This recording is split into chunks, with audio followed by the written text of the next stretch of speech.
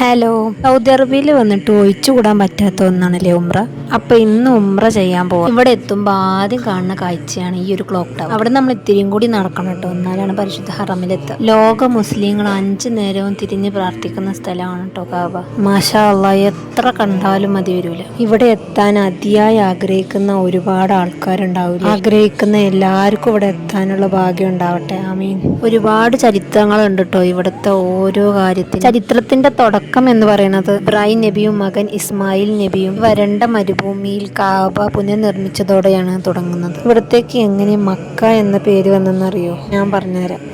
ആദ്യകാലത്ത് ബക്ക എന്ന പേരിൽ അറിയപ്പെട്ടിരുന്ന ഗ്രാമം പിന്നീട് മക്ക എന്ന പേരിലേക്ക് മാറുകയുണ്ടായത്. ഒരുപാട് ദൂരത്തുനിന്ന് വന്ന് ഉംറ നിർവഹിക്കുന്നവർക്ക് അടുത്ത് തന്നെ താമസ സൗകര്യങ്ങളും കാര്യങ്ങളൊക്കെ ഉണ്ട് കേട്ടോ. പിന്നെ കുട്ടികളായിട്ട് വരുമ്പോൾ ശ്രദ്ധിക്കേണ്ട കുറച്ച് കാര്യങ്ങൾ ഞാൻ അടുത്ത വീഡിയോയിൽ ചെയ്യാം. മക്കത്തെ വിശേഷങ്ങൾ പറയാനാണെങ്കിൽ ഒരുപാടുണ്ട്.